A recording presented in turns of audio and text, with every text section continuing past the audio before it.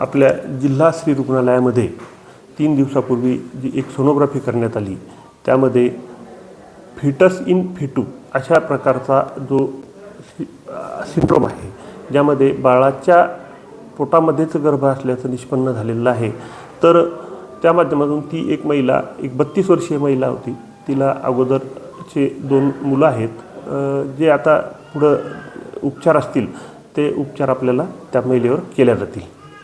त्या बाळाच्या जीवाला काही धोका होऊ निश्चितच नाही, परंतु जे काही लिटरेचर्स आणि जे अवेलेबल आपण जर अभ्यास केला तर यामधून बाळाला थोड्या अडचणी निर्माण होत असतात।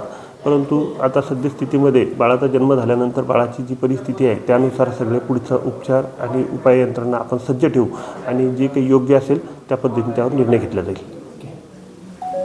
स्त्रीरोग तज्ञ व सोनोग्राफी तज्ञ आपल्या बुलढाणा स्त्री रुग्णालय इथे 2 दिवसापूर्वी एक 32 वर्षाची महिला, जिला पहिले 2 मुलं होते ऑलरेडी, ती आली होती। तिला 9वा महिना सुरू होता। सोनोग्राफी करताना असे लक्षात आले की तिला जे बाळ होतं त्या बाळाच्या पोटामध्ये पण एक बाळ आढळून आलं। ही खूप रेअर अशी दुर्घटना असते, जगात 100 ते 200 केसेस पेक्षा जास्त आढळून आलेले नाही आहे आणि इंडियामध्ये आतापर्यंत 10 ते 15 केसेस असे रिपोर्ट झाले आहे। तिच्या आधीच्या सोनोग्राफीमध्ये हे सगळं मिस झालं होतं, म्हणजे लक्षात आलं नव्हतं, कारण कोणी विचारही करत नाही की बाळाच्या पोटामध्ये पण बाळ राहू शकते। मी जेव्हा बघितलं, डिटेल स्टडी केला, 1-2 अजून डॉक्टरांच्या मदतीने ते कन्फर्म केलं आणि मग याचे निदान झाले की बाळाच्या पोटामध्ये पण दुसरं बाळ आहे ज्याची वाढ होत नाहीये आणि तिला त्याप्रमाणे गाईड करण्यात आले। समजा त्याचं असं असते, अशा केसमध्ये बाळाला डिलिव्हरी झाल्यानंतर बाळाला लगेच ऑपरेशन करून ते दुसरं बाळ जे खराब बाळ आहे ते काढावं लागते।